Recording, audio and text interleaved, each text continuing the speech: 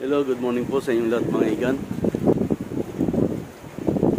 Update po ngayon dito sa amin sa nakatapos lang na bagyo ngayong umaga.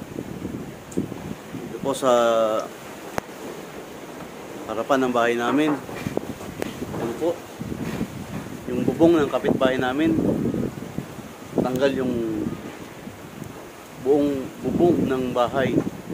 Dinala po dito sa may harapan ng bahay namin. Tsaka yung tubig po mga igan, no?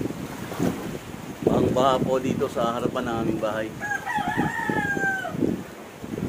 Again, punta tayo dun sa may dulo. Yan mga igan, ang sitwasyon po dito sa amin yun. Ang taas ng tubig dito sa may harapan ng bahay namin.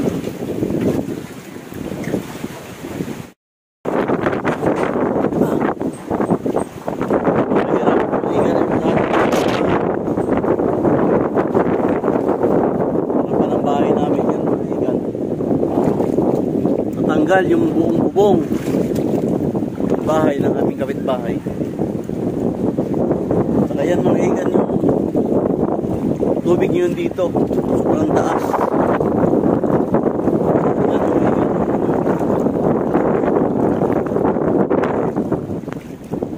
Yung itsura ng dito sa may tagiliran ng aming bahay, bahang baha.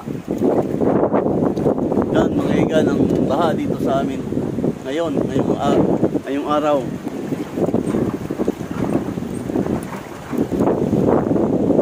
Yan mga igan ang resulta ng bagyo.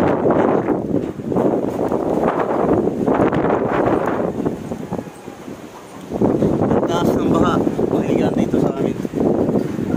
Yan.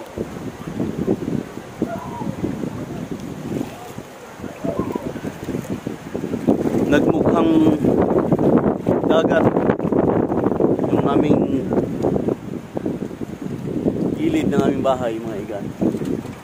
Yan po ang resulta. Ang kakatapos lang na bagyo ngayong umaga dito sa Karamuan.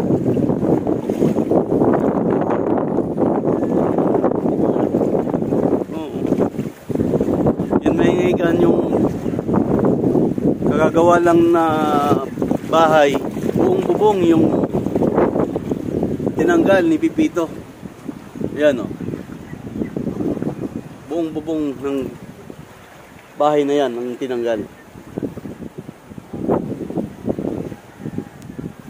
Yan po ang update dito mga igan sa may gilid ng aming bahay. Ang taas ng tubig ba? Dito pa lang sa may amin, makikita mo na ang perwisyong dala ni Pipito. Kaya mga igan, update ulit tayo. Punta na tayo dun sa ibang dako dito sa lugar dito sa Karamuan. Maraming salamat sa inyo mga igan. Medyo puyat pala tayo mga igan yun kasi magdamag tayong magbantay. Kasi dito lang tayo sa bahay, hindi tayo umalis. Yan po yung aming bahay. Yan. Medyo natanggal din yung ibang bubong ng aming bahay. Sige mga igan, salamat ulit. Mamaya update po ako.